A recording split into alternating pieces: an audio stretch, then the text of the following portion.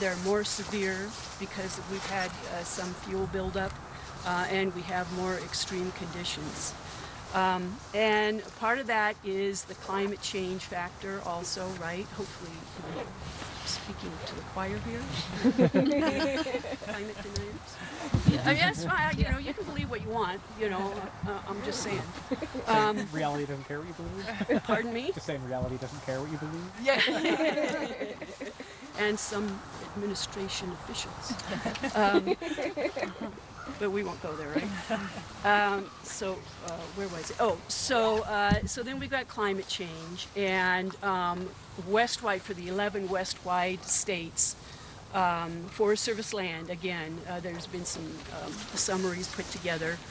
Let's see if I can remember those. Fire season is now 75 days longer than it was probably pre-1970s. You guys have heard that? You know, this is not new stuff. We've got an earlier fire season. We've got snow melt on average for the western Forest Service states. That's a month and a half earlier. So the snow melt's gone. The sites are drying out quicker. They're warmer. Everything, we have the longer, 75 days longer for stuff to grow. So now we're setting up a scenario where we've got increase in ladder fuels, and we've got an increase in fuels in general. We've got a longer fire season. We've got warmer, drier summers. I mean, it's the scenario set up. I mean, we'll have years in between because of PDOs and because of La Nina, El Nino years, et cetera, that, you know, aren't going to be as severe because, like here, the last really bad fire season was about 2007. Were you? Well, you probably weren't even alive. Just teasing. I mean, there's been a few in between, but it's been 2000 to 2017 when some years in between where, you know, some forests in this region, I came, again, Forest Service, this region, some forests had some activity and some didn't. But overall, in my humble opinion, they're not going to go away. So that's the scenario that we're set up with. And I forgot to talk about my cute little fire scars. These are whitebark pine. Like I said, they're intermediate in fire resiliency, better than lodgepole, better than the understory pines, not as good as pea pine, but they can survive a fire. And then dendrochronologists use these. You guys know about dating annual rings, dating fire scars. And so this is proven to be a really good record of what's going on, as well as the climate, backing up the whole climate scenario. Anybody want to see these up close? You guys, I do. You guys seen cookies? That one's got a little bit of rot. I borrowed that from the fire lab, but coincidentally, it was from the Ward fire in 1994 on the Bitterroot when I was working there. So when the fire crew cut them down, I grabbed them, and when I retired, I donated to the fire lab. There it is, back to be of use. So that is, fire is one of, I think, the biggest game changer in terms of one of the agents of decline for whitebark pine. I mean, it likes it. It needs it because what the other factor, which you'll get into more detail with another station, the other factor in having all this ingrowth is that the nutcracker doesn't like it as much. It prefers a stand of, I think it's 30% crown closure or less to cache its seeds in. They like an overstory that they perch on, and I better not talk too much because I'll be stealing somebody's thunder. But the consequence also of getting a lot of ingrowth is you don't have optimal habitat for caching by the nutcrackers. And they're essential. They're essential for the reproduction. I mean, the seeds won't, the cones won't open. They have to be opened by the birds. They have to be cached, and they cache them at just the right length. But if they can't find an optimal site to be caching, then the regeneration process is broken. So we need fire, but we don't want it to the extreme where it's going to be a crown fire and burn up all of our seed-bearing trees, because we're defeating the purpose. And so that leads me into the next agent of decline that is important for poor old whitebark, and that is blister rust. I don't think any of the pathologists are, I think they stayed to have a meeting, so no pathologists here? So I can lie and I won't believe you. There's at least one of them floating around in one of the groups. Yeah. So, well, I worked with them, so I think I can fake it pretty well. So blister rust it's an exotic species. It's a fungus that was introduced. It came originally from Asia. What's my time like? You have 8 minutes. Oh, I better speed it up. Anyway, long story short, they sent some eastern white pine seeds to Europe. There were no conifer nurseries in the U.S., so they sent some eastern white pine seeds to Europe for germination, and then they shipped them back to be planted on the East Coast, and lo and behold, they were infected with blister rust.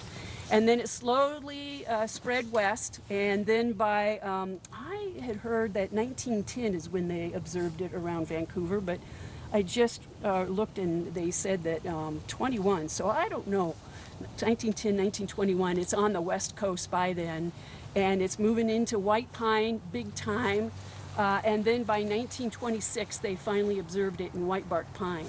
And so it's been a slow process ever since, and working its way from the Pacific Northwest slowly east and south. And so now it's finally into Oregon and into California.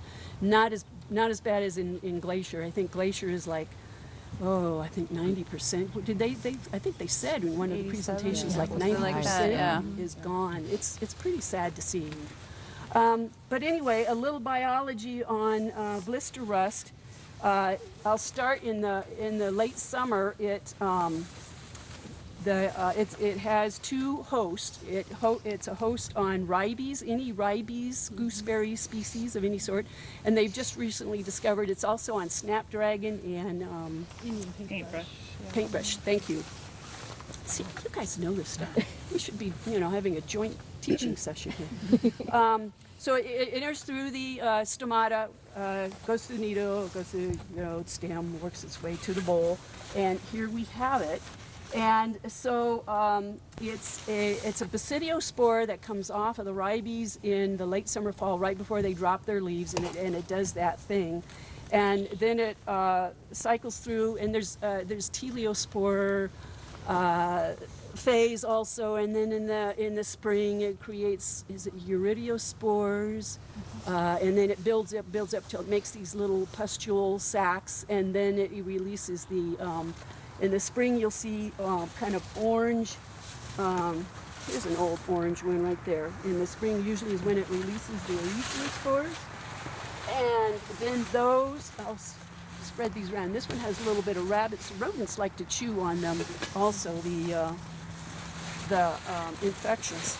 So it can girdle the stem and girdle the branches, and that's important because it will kill cone-bearing branches, and it can girdle the whole stem, and so it top kills the tree basically. Sometimes it doesn't kill it outright, but it seriously affects the cone production potential.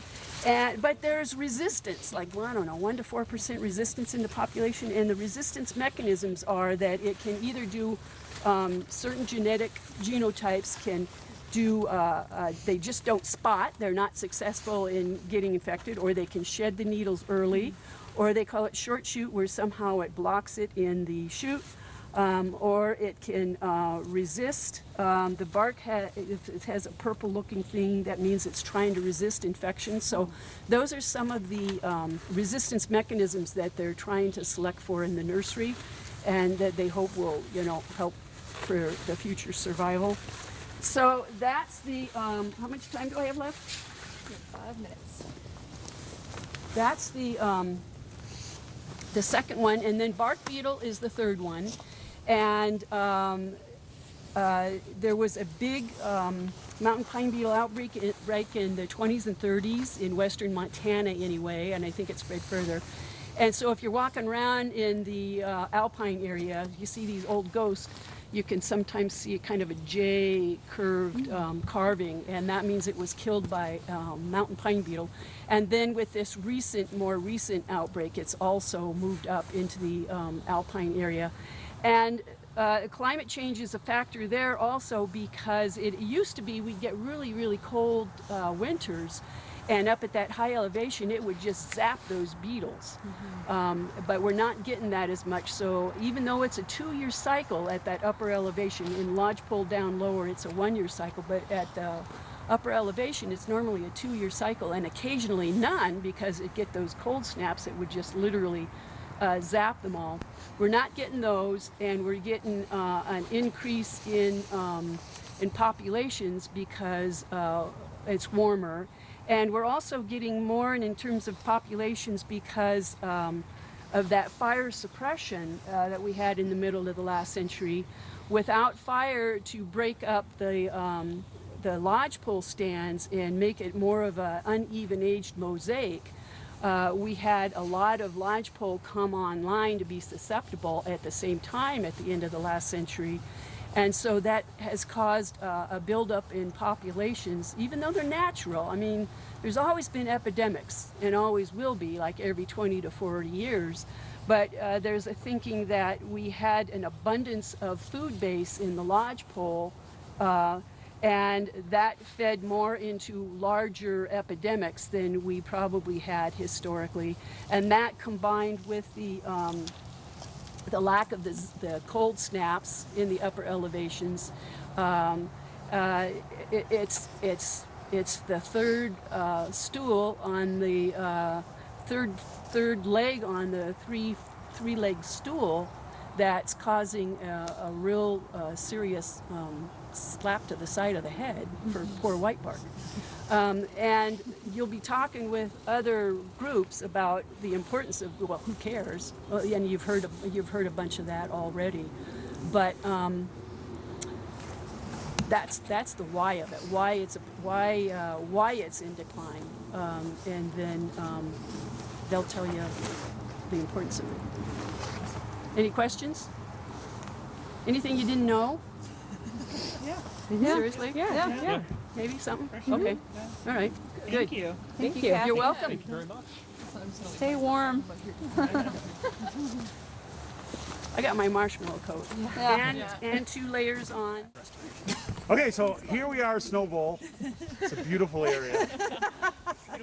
I'm just going to do a quick 5-minute thing on Snowball, and then ask questions, or I'm going to give you, I'll fill in the time. But so at Snowball, we 20 years in 98, we worked with Vic Dupuy, who since has died of cancer, but we set up a study up there, which was paired with 5 others that were in the Bitterroot.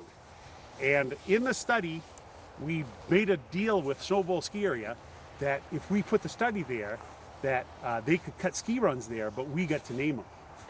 So if you go to the ski Snowball, there's the Whitebark Pine Traverse, there's the Nutcracker, and all the people that ski Whitebark, right?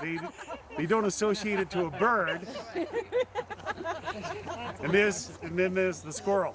So there's those 3 runs up there, and that was all part of our thing. And what's great about that, of course, is that we used to have, I think we still do, Sarah, that we used to have a big display up there about whitebark. And so we got a 1-to-1, here's the research area, it's in this ski area, and a lot of people got to know about whitebark just by skiing over it. Well, the ski area really didn't care much, so when the snow got high enough to cover the sign, they never did dig it out. So anyways, the long and the short of it was we put in, each one of them is about 11 acres. There are 4 treatments up there. First treatment is control, and the control kind of rolls over into the tribal lands that Mike Durglow was talking about. And it's been 20 years, and the Lolo National Forest hope, is anybody here from the Lolo? No. Because then I can yell at you specifically. But the Lolo has not frickin' burnt that area yet. And so Mike Durglow says, well, and Jim Steele up there said, well, we'll burn it for you because they go out and burn stuff. So it could be that we're actually going to burn it next year because the Lolos agreed that the tribe will help. Anyways, so there's the control, there's a burn only, there's a burn and cut, and then there's a cut only. And this little Baki design was implemented on every one of the other study sites that we had. So what was the cut? And the cut was we removed everything down to 2 inches except for whitebark pine, and we left all whitebark pine saplings, poles, and trees there, and removed everything else, including lodgepole. And the burn is a prescribed burn where we're targeting 90% mortality in the shade-tolerant species, which are subalpine fir up there, and then 10% mortality in the whitebark pine trees, which are trees above the 4.5-inch threshold. And so the burn, of course, hasn't happened, but we cut the trees. They lopped and scattered some of it, but at the top they piled because they were worried about that the fire would roll over onto the tribal lands. And where we piled, we had an NIPS incident, and it killed 3 or 4, mature whitebark pine. That kind of, according to Joel, it really wasn't NIPS. It was his beetle. I forget what they call it. It's like a thrip thing, and it rolls out and it builds up into the slash pile, and then it rolls out and kills healthy trees. So that, in its essence, is our whitebark pine restoration study in Snowball, but there's more.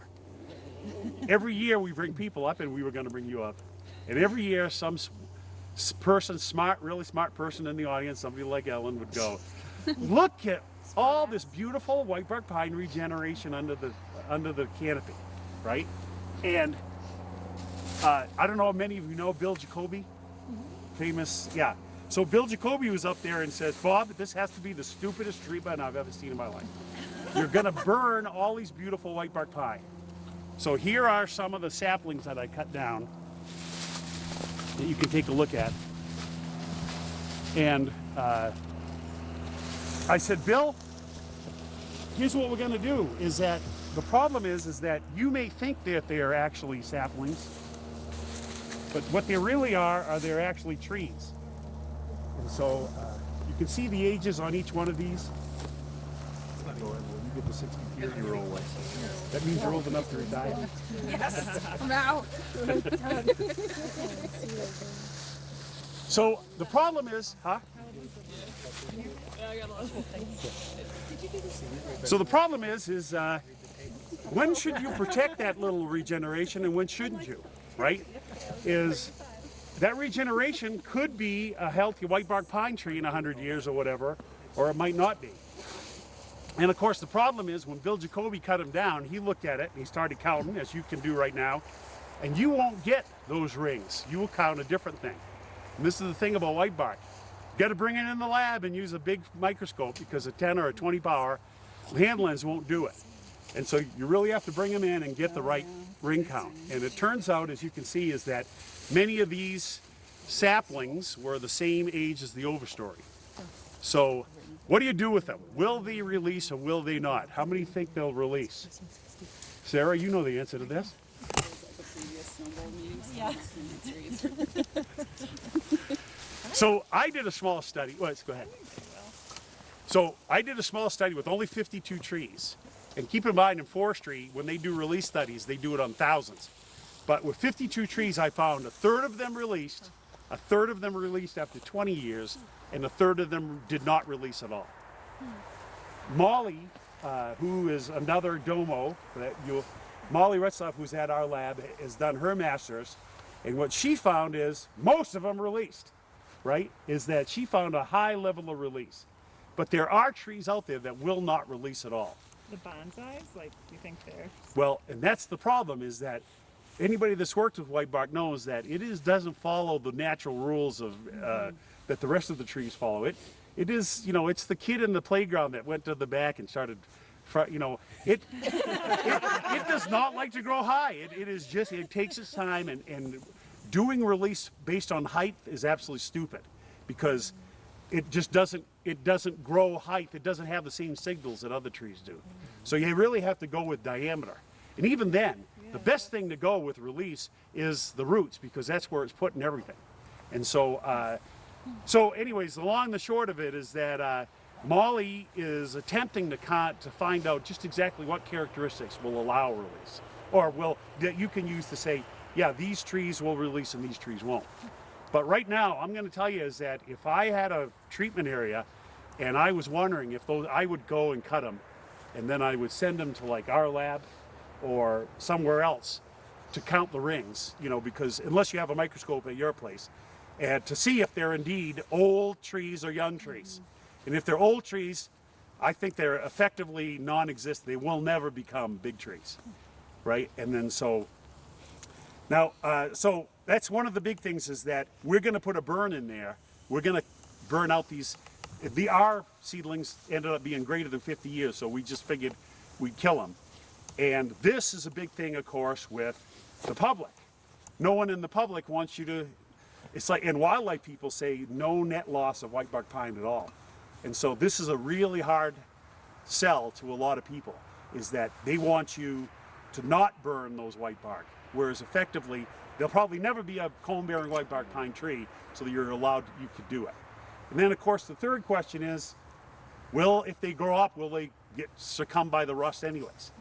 So there is the big questions we have to ask when we're in restoration. The other thing is, as most of you know well, is that you never make a darn cent out of these things. Everything you can't get. It's a good silviculturist and a lucky set of circumstances that will allow you to actually sell the timber, right? It's a lot of the stuff you're cutting is the shade-tolerant subalpine fir, and there's a reason they call it piss fir, is nobody wants it. And then if you're lucky, there's some lodgepole pine mixed in, and you can harvest that as well. And with that, I'll tell another story about our site over here that we had at Beaver Ridge on the Clearwater. Is the head of Boise Cascade was elk hunting over there. It was on an elk hunt, and he came in and he saw that what we had done is we created nutcracker openings where we cut down all the other trees except for whitebark. We then limbed those trees, left the logs there to stabilize the soil, and then piled the slash. And so when a Boise Cascade guy comes in and sees all that luscious timber on the ground, he gets a little excited. So he took out a full-page ad in the Boise paper and said, look what a stupid job the Forest Service is doing. They're leaving all this, and the whole thing went back to milk. It was, we can't pay for milk for our school kids, but the Forest Service can leave these logs on the ground. So the regional forester, the soup of the Clearwater, and us met him at the site, right, to show him and give him a tour of it. And there was a fire lookout at the top, and sure enough, here he comes in on his helicopter, lands at the fire lookout. We gave him a big tour of the area, and he goes, you know what, you guys are right. We would never have logged this or hauled out the logs of this place anyways. Would you like a helicopter ride?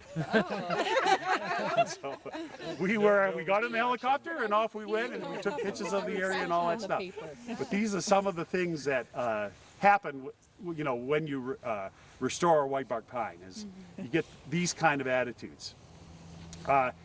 One of the last things I think I can talk about, is the fact is that in all these sites we kind of did not plant the sites because we didn't want to confound we wanted to see natural regeneration rather than planting. And what we found is, of course, is that these areas in the Bitterroot and the Lolo are so hammered by the rust that there's very few trees around. And when there's very few trees around, the nutcracker, instead of acting as a disperser, acts as a predator. And it's not that they eat the seeds off the trees right away. We watched and filmed and recorded tons of caching in our areas, right? And we saw, so we were like jumping up and down and doing the pee-pee dance. But when it came time for that stuff to germinate, those nutcrackers had taken almost all the seeds out of the soil. And as Diana just told us, is that it was also the nutcrackers didn't cache enough to overcome the predator of all the rodent population that was up there. So there is the problem, is that if you're doing all these things in hammered areas, which is probably where you're going to be doing it, you have to couple any silviculture or proactive treatment with planting, without a doubt. And and the reason is, of course, is to ensure that your treatment is going to at least have some regeneration there, and then also to make sure that you have rust resistance on the site and you're controlling it. So either I am the most unlucky guy in the whole wide world, or we've had a really bad fire in the last thing. But I've got I've got fire scars. You can see the one over there. We've got fire scar documentation that of the 6 sites that I have, fires occurred around 250 to 300 years intervals from the fire. You know, there was a big incident in 1910 and 89, which kind of like back to back they underburned. But pretty much you could document the big 1750 and so on. So it's around 250 years. And in the last 20 years, every one of those places except for Snowball was burned in a wildfire. And so either there is truly climate change, which I am a true believer now, I can tell you what, or it's like we just put them in the wrong places. And so coupled with our regular treatments that we put in, we now have wildfire treatments in there. And one thing we noticed from the wildfire treatments is the one site that we actually planted, the wildfire actually left some of the planted seedlings there. But the rest of the site, it really scorched it, right? And so, unlike the rest of the trees in the world, you know, you have the little red-headed stepchild, which is whitebark pine, and it acts totally different. So after wildfire up high, you really should, what we found is you should hold off for a while, because the soil is going to be totally unstable. You got no other plant cover there to help out. And most importantly is that the ericaceous plants, the vacciniums or whatever, that harbor the host mycorrhizae aren't there. And so it takes a long time for those things to come back. So if you're planning a prescribed burn, or you're planning after a wildfire, you got a lot of time to, you know, figure it out, because what we found up there is that after 20 years, we're still 20% of the pre-burn cover of the 2 vacciniums that are up there. So they still haven't come all the way back, but they're back enough to harbor a resident mycorrhizae population that I think will facilitate successful whitebark pine regeneration. So, you know, this whole 5 years of planting trees, right, that we have to follow with the National Forest Management Act, doesn't work up there at whitebark pine. You can plant 20 years later, and as long as there isn't competing individuals, the tree will grow and be fine. That's the biggest thing I was going to say. It's going to be competing vegetation at that point. Exactly. Especially if you're planting in the fall, if you can't get there. The spring is probably a little less likely to have that competing growth, but the Sure. fall might be tougher. Right. Yeah. And of course, the big competing vegetation for whitebark is the carex, the grasses, or shred sedges, and bear grass, right? Well, you don't have bear grass, yeah. So bear grass is a big bad boo-boo in our country. You get bear grass out there, you got to really worry about it, about whitebark pine regeneration lasting. But most of the time, the bear grass in a severe fire gets hammered, and then all you have to worry about is the sedge. And it's like you say, if you plant in the spring, the sedge is kind of down and you're fine. But Judy Perkins, who was a PhD student here, did a nested study in one of our areas that we prescribed burn, and found by far that she put in little, she planted a seedling, put in little enclosures so nothing could eat it or whatever, and she planted it in vaccinium, in bear grass, and in carex, the gyri and what, and she found by far it was like double the growth and double the survival of the ones that grew in the vaccinium. So it's a much better medium. Are seedlings not typically inoculated with mycorrhizae before they're planted out? Oh, well, we had the head of the nursery here. That just okay. So here's the deal with mycorrhizae. A lot of nurseries don't like to put in mycorrhizae because it may taint other things, right? And so you can do it at the nursery, right? But Kathy Cripps, the mycologist at Montana State, who is the expert on mycorrhizae and whitebark pine, and probably mycorrhizae total, you know, is advocating that you, when you plant it, you inoculate it. but you can inoculate it in the nursery as well. If the nursery will do it. If the nursery will do it, right. And so, And is there any advantage to, I mean, if you need those erication shrubs, you need that community to form a mycorrhizal network, is there any advantage to outplanting small little plugs of erication shrubs along with whitebark? lots of value. If you get the money Yeah. and there's no erication shrubs there, and you're worried about, competition, yeah, I'd be planting it. Okay. Right? But yeah, if you want to make sure that it's going to come back, right? But or it lives. More important than any of that, right? And as Ellen knows, is that you have to make sure that you're planting in a microsite that is going to be stable for that. You know, this site that the Boise Cascade guy, that summer we put a raw station up there, and I don't know if a lot of you have seen a raw station, but they're 30-something feet high. That winter we got 55 feet of snow. Oh my God. And it totally collapsed the raw station, but even more important, it pulled out of the ground, because it creeps down the weight of the snow. It pulls out of the ground the seedlings. So you look around and you're looking at all these seedlings that have been pulled up and you're going, what the hell did it? And they're all in areas that had no logs or stumps or whatever to, anchor and provide stability. And so that's really important. And snag longevity is another thing too, because a lot of times you use standing snags after fire because that's a great shelter spot. But then you think, oh, when does this tip over? Yeah. Pop the tree up. So that's kind of a trade-off. We try to use existing down material, but we use what we got to Right. site. We'll still plan against those. Well, in a lot of forests now, they make sure that when they plant, there is a log there, or they have to carry Oh, a yeah. rock over it, Oh yeah. put it there. We planted above one of our areas. There was an old burn, and the district decided to get rid of the rest of the seedlings by planting up there, and there was a rain on snow event, and when we went up the next spring, it was that grussy material, the metamorphized sedimentary stuff. Anyways, it had all run off, and all the seedlings were at the bottom of the slope. And it was just probably 2 inches of soil just ran off, and it collected right at the logs. And so it buried some of the seedlings. And anyway, so it's a highly, unstable environment there for the first 5 years after a burn. And so it may behoove you to wait a little while. But there is no doubt, in my mind, that the most effective thing we can do is plant burned areas, without a doubt. It's just that we shouldn't be so eager that go in there and start planting right off and think that we're actually, the chances of survival over the long run are.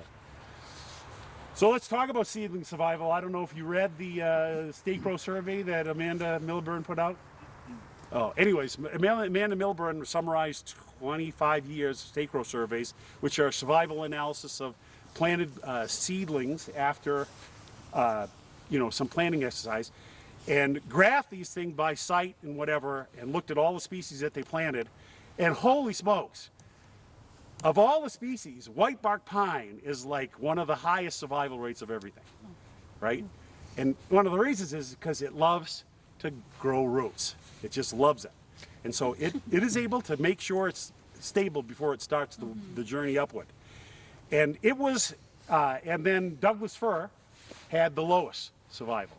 And the indication is that Douglas fir is probably more affected by climate change than whitebark pine are. So a lot of people are worried about whether or not whitebark pine is gonna, if the planted seedlings, because they're $2 a seedling, are gonna be viable in the future. Well, I don't know, but they do damn good in Region 1, I'm telling you that.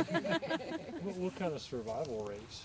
They were way above 70, and then the average I think was like 79 or 80 over the whole region. Right. And then, for individual planting projects, they were in the high 90s. Now, That was remember, just Region 1? yeah, Region 1, right. Okay. The first ones that we planted, right, we didn't think that whitebark pine is different. And that's the first thing you got to do as a silviculturist, is say, whitebark pine is different. We can't apply everything else. But what we did is we ran out, we rushed, and we planted in the spring. And these days, we have a summer that is just vicious now. And of course, a lot of those seedlings died. So now most of the plantings are in the fall when they make it. And it works. So they get it down. It's, they get it down so they can get really high survival rates now. Yeah, makes sense. Brian, we have to cut you off for about a minute over. All right, go ahead. It was a pleasure having you guys here. So hello everybody, thank you for coming. I'm Sean McKinney and I'm going to talk to you today about the red squirrel, who you've probably heard chattering so far today, and Clark's nutcracker and whitebark pine. So did everyone hear the nutcracker before at all? Hopefully hear him getting egg flew over, so that was pretty cool. Really? Early on I said, which of those 3 species do you think will be in this forest? The answer was the red squirrel, but there are nutcrackers going over today, so that's pretty neat.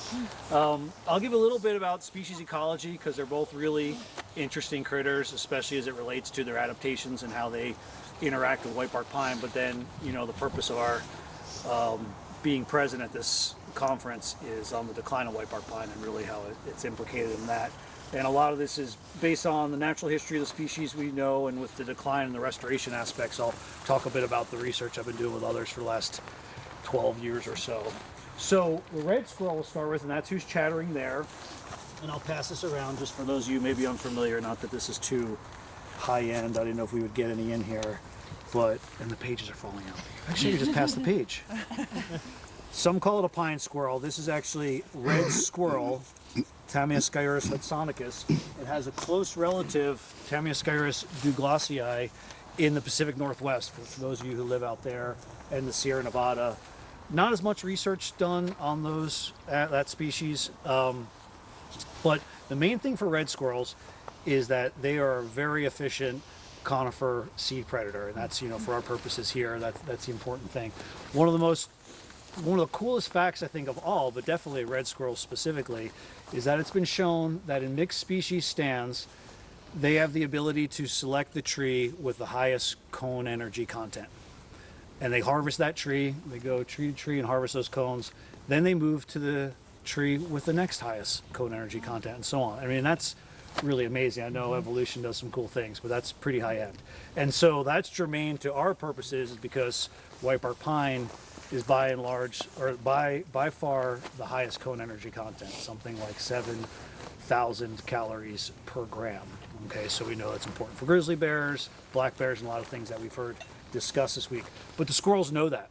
And so when you're in a mixed species stand that contains whitebark pine, here in the northern Rockies, that would be Engelmann spruce, subalpine fir, sometimes lodgepole, they're going to find those whitebarks and they're going to harvest those cones.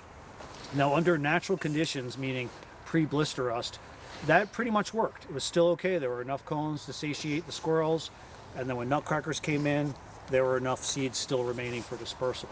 But when you bring in blister rust and pine beetle and start to get decline, and this is one thing we really focused on, for whitebark pine, it's disproportionate mortality, right? Blister rust doesn't affect spruce or fir, nor do pine beetles. And so when you have 2 threats acting on a single species that's then also competing with other ones, it's something not really talked about too much, but it does exacerbate what were natural interactions between a seed predator and a seed producer. And so therefore it's kind of tipping the scale, if you will, towards the seed predator to have a greater impact.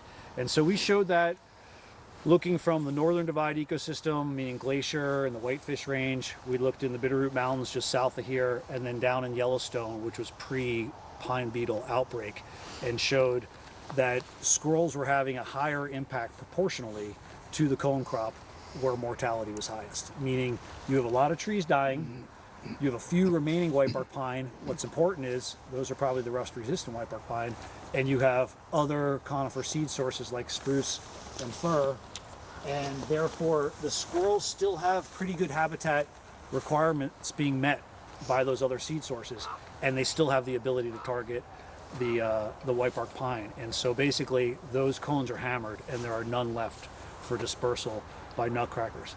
But if you moved up the ridge in that same area, same high mortality area, say in Glacier, and you go to a climax stand, a more pure whitebark pine stand, that becomes really inhospitable habitat for red squirrels. What we speculate is, because we've measured a lot of the structure is actually really not that different, but what's different is the species composition. So the idea is, we all know conifer cone crops cycle through time. If you have only one species, you have dips in that cycle, and they can't sustain a population of squirrels through that. If you have multiple species kind of lagging behind, you have a better opportunity for squirrel abundance. So you go up that hill and you still see a lot of the whitebark dead, but you see cones remaining for nutcrackers at the end of the season. And so that's kind of the impact of squirrels thinking about the energy of whitebark pine and squirrels focusing on that. That story still plays out for nutcrackers, which we heard and we've seen pictures of, but I'll pass this around just to get an idea of their distribution, which is down here, this lower map. Now recall the many maps you've seen of whitebark pine distribution, and you've heard these two species are co-evolved mutualists, right? But it's not an even relationship. So whitebark, you may hear, is an obligate, meaning it needs the nutcracker to get through its life cycle. The nutcracker is facultative, right? So it can it really likes whitebark, but it might also, date other trees. And so you see the entire range of whitebark pine is contained within the nutcracker's range. But the nutcracker's range extends down to the southwest, where it forages on, does the same exact thing. Those birds never really interact with the whitebark pine, but they have multiple species of pinyon pine, southwestern white, etc. And so they kind of do their thing in different places. When they're in whitebark habitat, no doubt they love whitebark, and they are so amazingly adapted. We could talk all day just about their adaptations. But the biggest one probably, well, morphologically would be their long, strong bill. And we take out our whitebark branches, and we've seen lots of pictures this week, but just to kind of play act here, you have cones growing horizontal to the ground, right? And so the idea is, again, I definitely am aware of just so stories that we run into, but this, I'm going to tell a just so story. We have a lot of evidence for it. Birds fly overhead and they're looking down, and you can see that seed source really well, right? Because, and I'll get into this, they need to gauge how much food is there for them as they make their decisions whether to stay or go on. And so they come down onto the cones when they're like this, or they might be in whorls of 4, 3 different combinations. Oftentimes they'll use one cone for a platform, and then they'll bang super crazy hard, like a woodpecker it looks like, to break through these scales and access the seeds. You'll see nutcrackers doing that early July. At that point, they're a full-on seed predator. They're just gobbling them down, just like a squirrel will. Then late summer, meaning mid-August, late August, maybe into early September, the seed coat starts to harden. And these birds are so finely tuned that you'll see them, if you watch very carefully, get binoculars, go up there, it's awesome to see. They flip the seed around in their bill, and they can tell that it's now ripe. Okay, it's ready to go. And instead of it going down their gullet, you watch really closely and you get excited, you see them put it in their sublingual pouch that we saw some pictures of yesterday. So you'll see birds with these goiters like this. And now they're just all about dispersing seeds, caching them in the ground, flying all over the place. We've seen, we've heard 32 kilometers. So how that ties back into our kind of theme of energy is nutcrackers are corvids, and for those of you who know a little bit about birds, those are kind of really smart birds. They can eat almost anything, and nutcrackers do. I've seen them kill a chipmunk and eat it. They eat bugs. They'll look like a flycatcher coming off the branch when the Bitterroot River is erupting with insects. But when they nest, which is March, early March into April, here in northern Montana, it looks a lot like this, more snow. They are feeding their young exclusively the seeds that they cached that summer and fall. So they're completely tied, what we call a central place forager. They can't go anywhere else. They've got their nest. And as smart as they are, as far as we can tell, mom can't say to dad, hey, I've got a seed cache over there. Can you go get it for Junior? They still have to go and do their own thing. And one really cool adaptation for nutcrackers is that they have, males have what's called a brood pouch. Brood pouch. And that's a brood patch. I can't say that right. A brood patch. That's to keep the young warm. Usually females only have that, and the male kind of is the one bringing back food. But since mom also has to get her food, the male has that as well. So that's kind of a neat thing. But those young are eating exclusively pine seeds from what they stored. So that goes into that whole decision making in the summertime. There it was. That was a nutcracker, yeah. That is a nutcracker. We know from, not even whitebark pine research, but just conifer cone crops and nutcrackers, that they'll what's called erupt. They go completely out of their range when all species are failing for their cone crops. So they've been detected out in Nebraska they've nested in the Catalina Islands off the coast of California. So well outside of their range.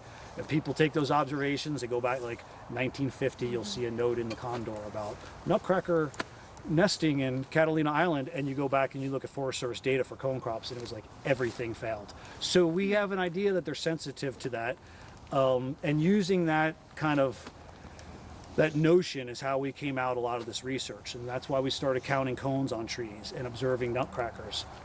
And just like with the squirrels, we looked in the Northern Divide and the Bitterroot and Yellowstone, and remember, things are really bad up north, so high mortality, very little cone production, few nutcrackers on any given year in any stand, and then regeneration extremely low.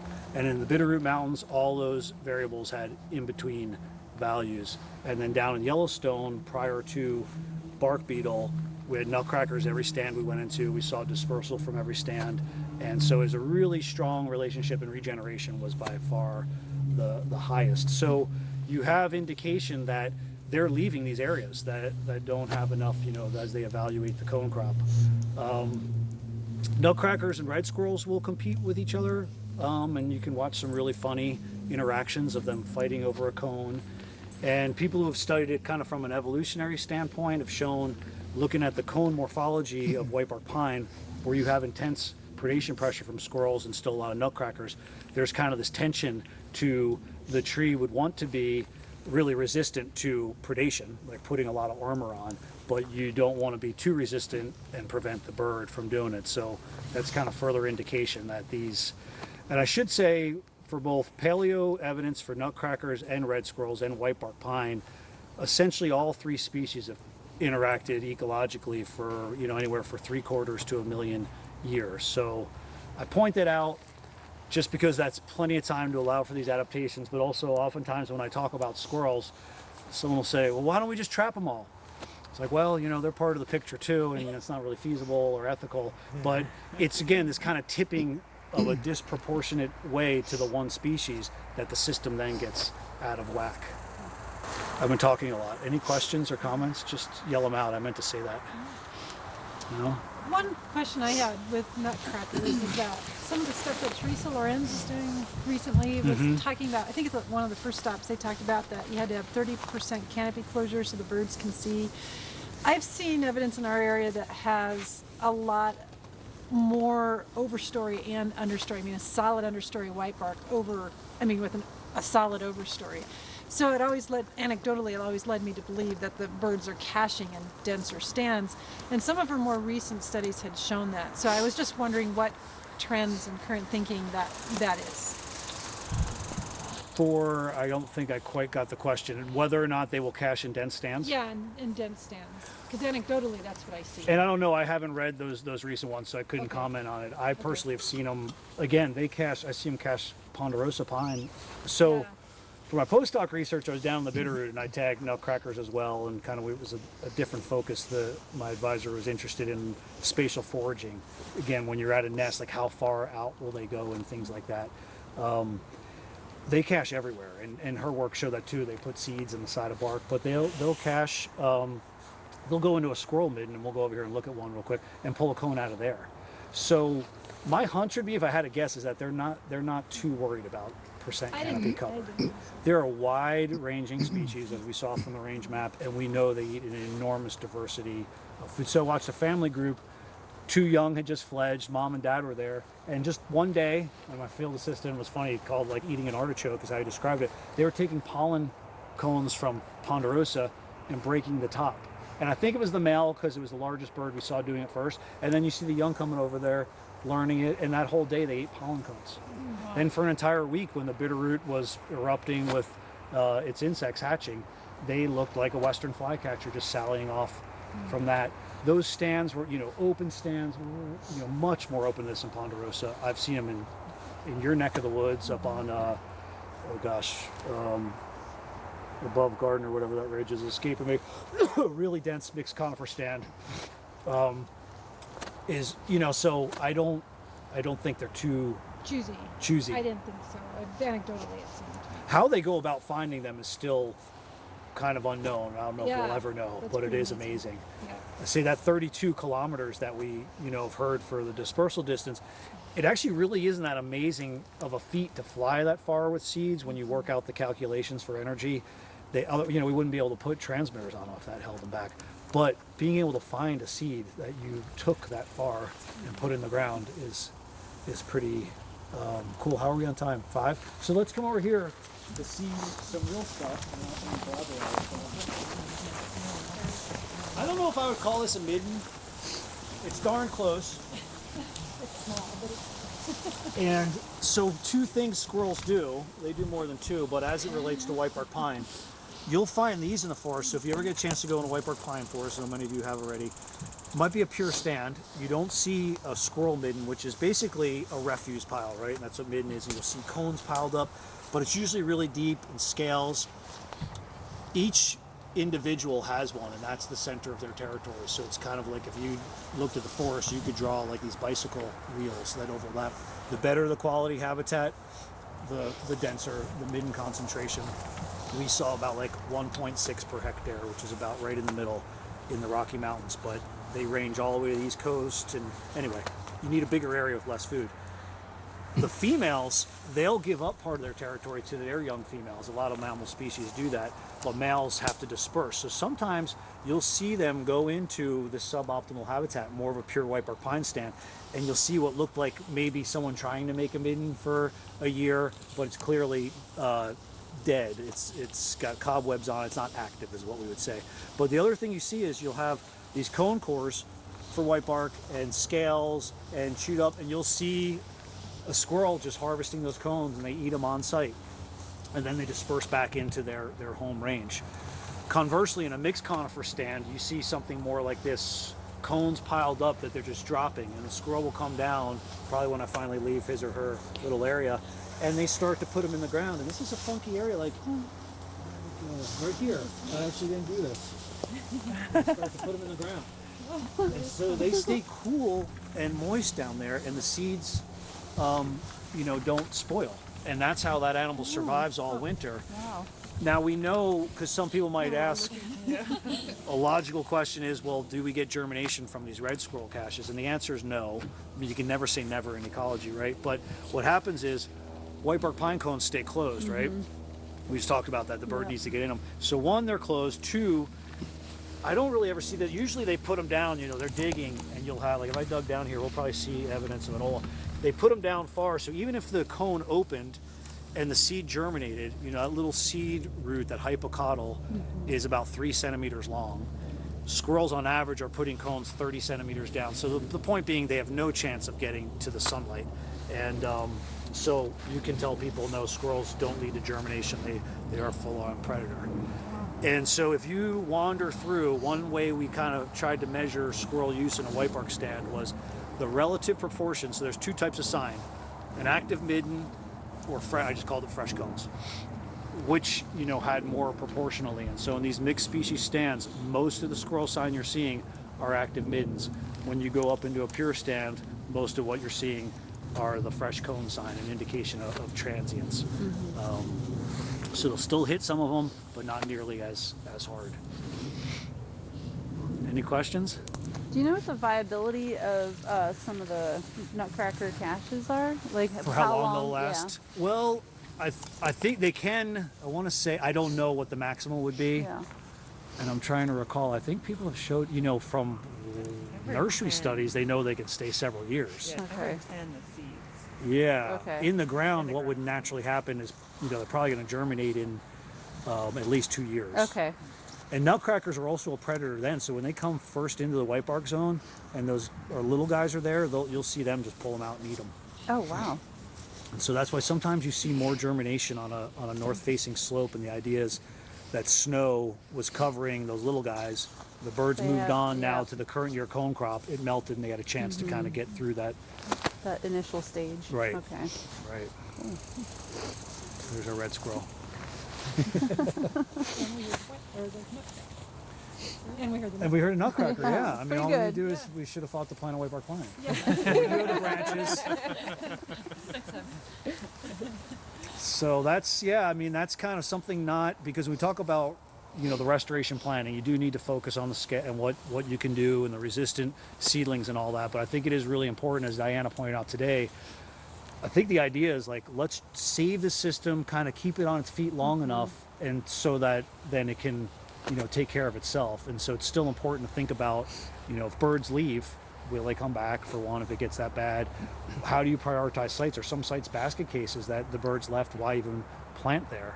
Or maybe the feeling is, hey, if we plant and there's another seed source nearby, maybe ponderosa pine or limber, we'll come back into it. So some really, I think, interesting questions that haven't quite been ferreted out too much relative to some of the others.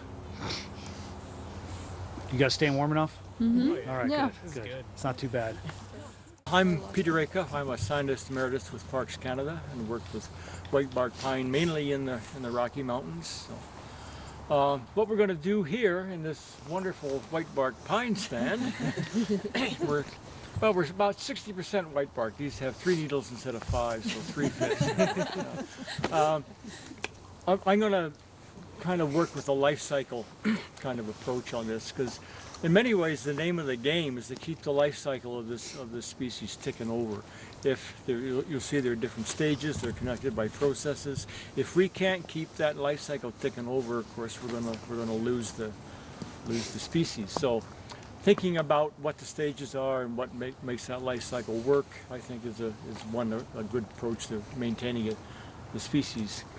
And being a cycle, of course, we could start anywhere, but I think let's start with a tree, with a mature tree. Now, by mature, we mean reproductively mature, not behaviorally mature or something like that. Now, whitebark pines begin to produce cones at roughly, say, 50 years of age. Some of them produce, a little bit earlier, and if you put them in a seed orchard and do strange things to them, they'll start producing seed right away. But typically out in a natural stand, 50 years or so. By about 100 years old, seed production picks up. It's kind of really hitting its stride, and that'll continue for another couple hundred years, it seems, maybe 300 years. And then beyond that, things kind of tail off. The tailing off can take quite a while. There are whitebark pines well over 1,000 years old. The oldest that I know of that's well documented is in the 12 to 1,300 year old kind of range. But that's way out at the end of the, at the end of the curve. Most of them don't live that long. Most of them would live more like, 3 to 5, 600 years, something like that, before a fire comes along or something else happens. So a mature individual, it produces cones. This is how it reproduces. Seed cones. It also produces pollen cones. We won't talk about those, just the seed cones. You've already been over to you've been to all of the other 3 stations, so you know about what happens with cones and that kind of thing. The cones are closed. They don't come off the tree. They stay up there in the canopy. So something's going to have to happen to get the seeds out of the cones and get them to the ground. First of all, I don't know if you've seen seeds, if any other sites had seeds, but I've got some seeds here you can take a look at. If you drop a few, don't worry. I'm sure the mice that are here will just love it, because these seeds are highly, highly sought after because they are very nutritious. They are just a hugely important food source for a lot of species. They're, maybe 50% fat. They've got lots of protein in them. You notice they don't have a wing on them. A typical conifer seed has a wing, if you think of what other pine seeds or maybe spruce seeds, or like a maple seed has a wing on it for wind dispersal. This doesn't have seeds in it. There's no seed to get caught in your throat. They're wonderful to eat. So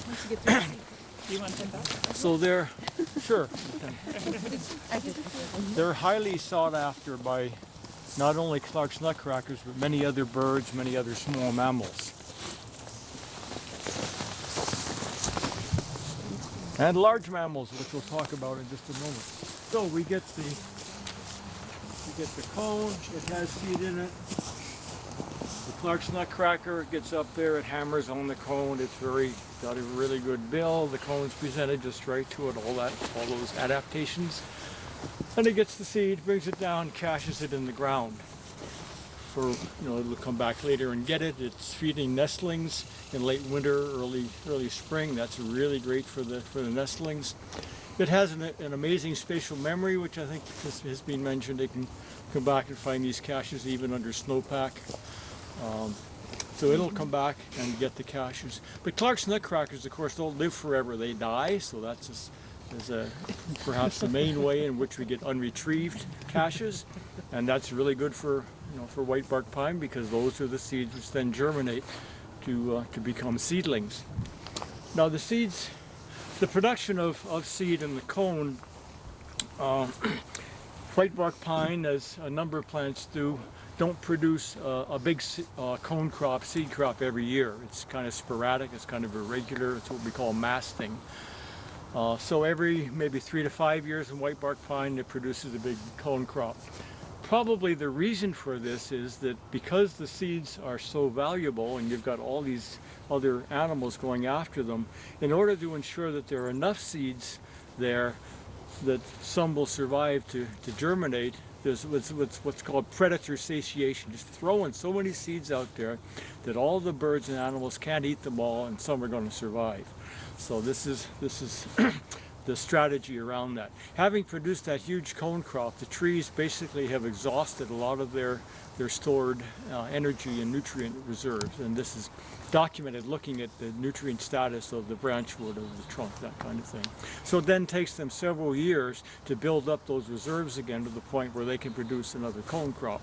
Now they will produce a few cones in between there, but not this big masting kind of event that puts lots of seeds out in the landscape. The other part of that strategy then is, how do you get all the trees in the same stand to know that that's the year that they should be producing the seeds? Because some might be able to recover in 2 years, others take 8 years, and if they kind of come back off schedule, and then you're not getting this masting, this big year kind of thing. We don't really understand how that occurs. It's probably some kind of a environmental clue. We don't know what it is, but we do know that it happens. So every 3 to 5 years, or it's varied, but you get this big cone crop. The other thing that can happen with cones is that squirrels will chew off at the base there, bring them down, and put them in a midden. Now this is my midden, but middens are really made of the scales of the cones, because squirrels, I don't know, you've maybe seen them, they'll take a cone like they're eating corn, and these cone scales are flying off, and it makes a big pile of cone scales. And then they put the cones down in there where they're stored for the winter. Whereupon a grizzly bear meandering through the forest says, "Aha, look what I found." Because grizzly bears, especially in the fall, are trying to put on weight before they go in the den. So they're looking, well, all the time of the year, they're looking for high quality food sources. But whitebark pine nuts and limber pine nuts are a very important source of calories, of energy for grizzly bears in the fall, such that in non-masting years, when there are not many nuts on the landscape, this is typically when there may be problems with grizzly bears, because they're having to forage a lot more aggressively in the landscape, wandering a lot more, looking for other food sources, and this is often when we get bear-human conflicts, because they're food stressed, because they don't have whitebark pine nuts. So the nuts then, from the ones in the midden are essentially lost to reproduction. They get eaten by small mammals, by the squirrels that put them there, by bears, by other things.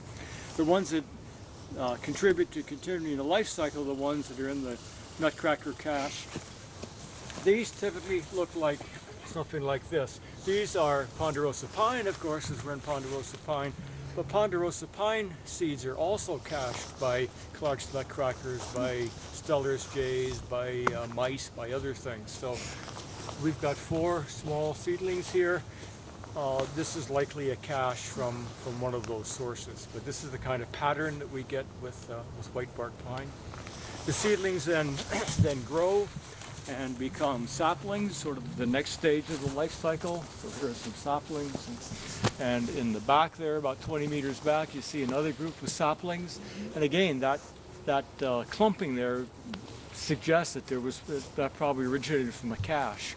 Again, we don't know what animal may have cached the seeds there, but we know that kind of pattern's typical. And then, the saplings grow, and you get, over here behind you, you see some small trees. Those are, I don't know if they're producing cones yet, they're getting close.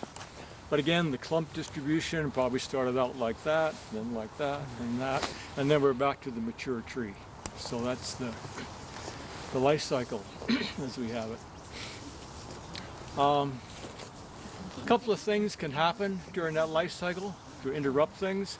Blister rust, you've probably already heard about. Blister rust comes off they may be very simple, complex rust life cycle that the spores come off the gooseberry plants, the ribes plants, and the spores get on the needles and grow in to the stem of the thing. So seedlings certainly can get blister rust on them. It's kind of hard to tell when that's happened because the seedling's so small, blister rust gets on there, it kills it, and there's practically nothing to find. So we probably underestimate the amount of mortality on seedlings and blister rust. But the taller you get, the longer you're in the stand, the more needles you've got, the greater your chances are of intercepting those spores and getting blister rust. So it's not uncommon to find blister rust in saplings. Typically, the spore lands on the needle, it grows down to the stem, and this is not a light pine blister rust. Canker, obviously, but it's another kind of thing. But this is what blister rust canker does. It's essentially a tourniquet. Just put it around. It stops basically food and water and anything moving up from the top to the bottom.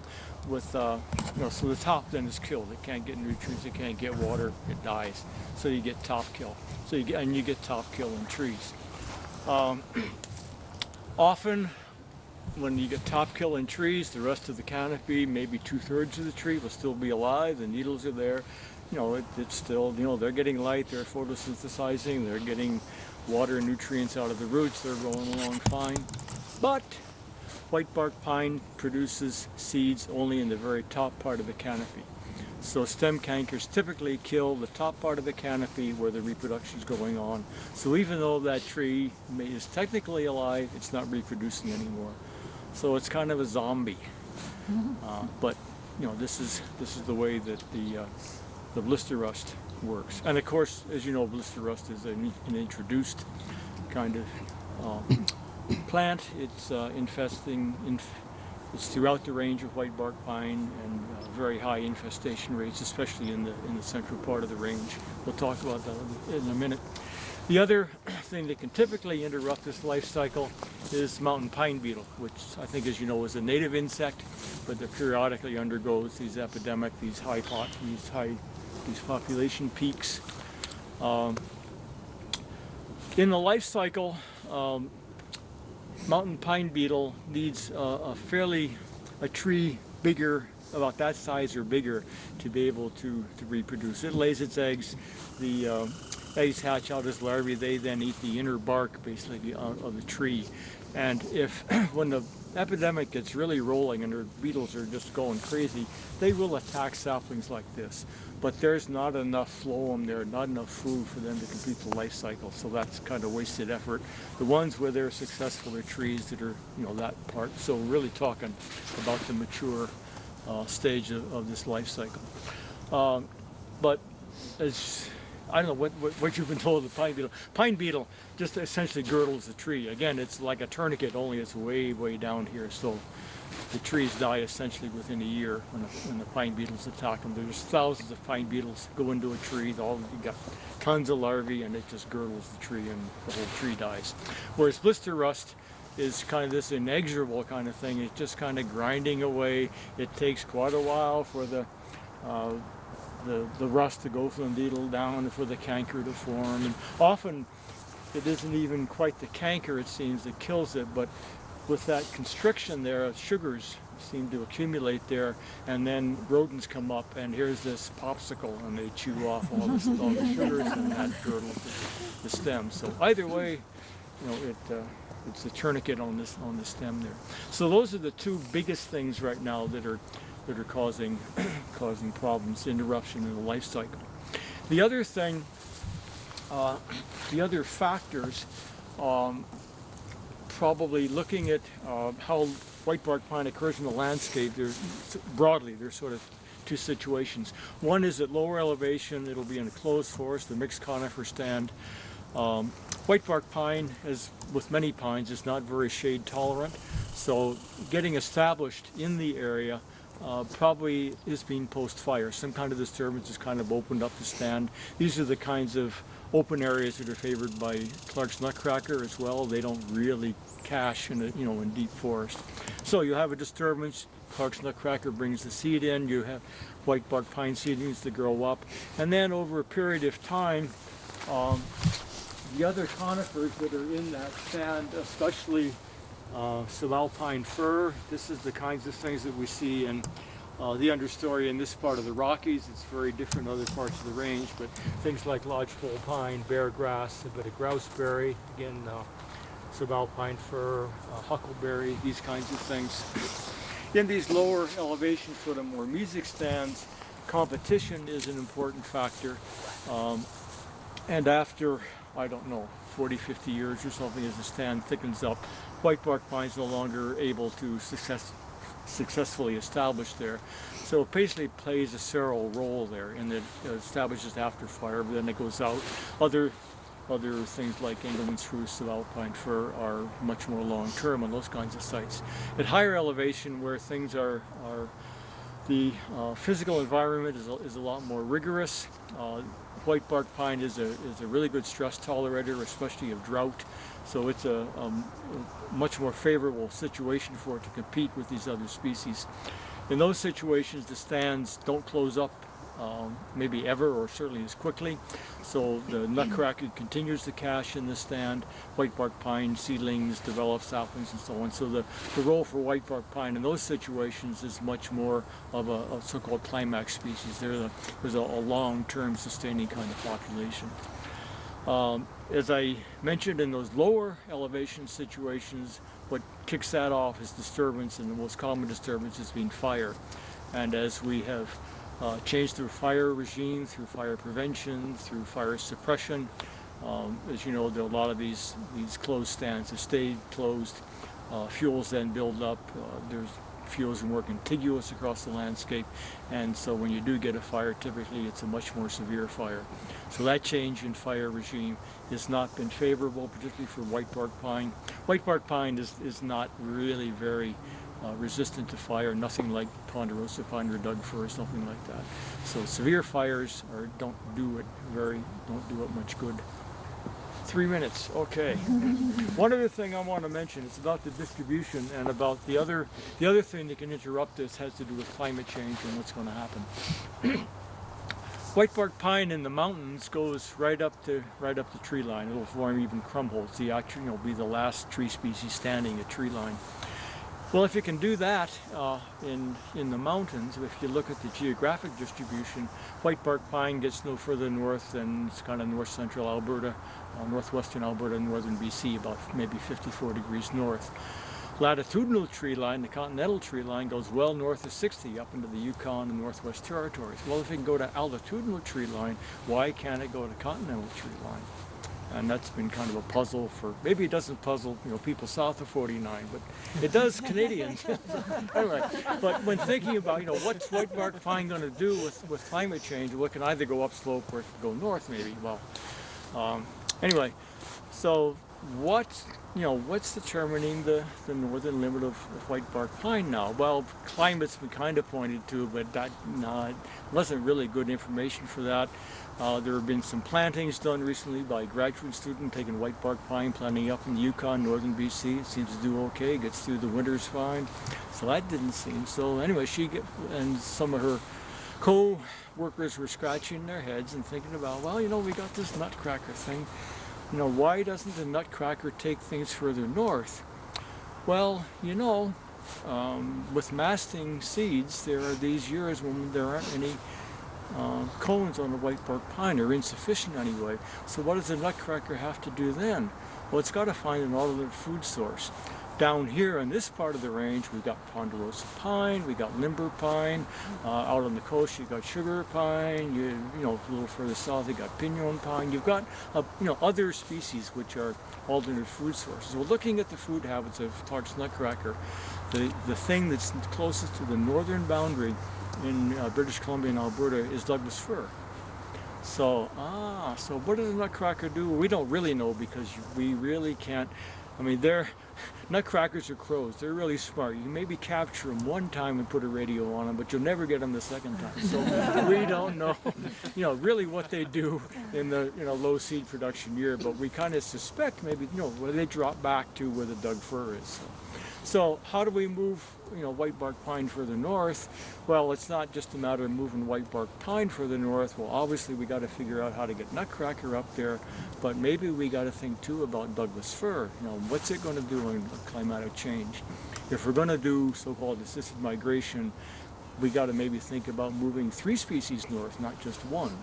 So anyway, that's some of the thinking, and it's to my mind, it's a really intriguing thing. And we got to move the mycorrhizal fungi north too. So anyway, we can't just pick up the tree and so anyway, we got to keep this life cycle ticking over, and it's a really intriguing life cycle, and there's a lot of cool biology, and I'm sure we're going to find out many more things as we work on it. So thanks. Any questions, comments? Thank you. Thank you very much, Peter.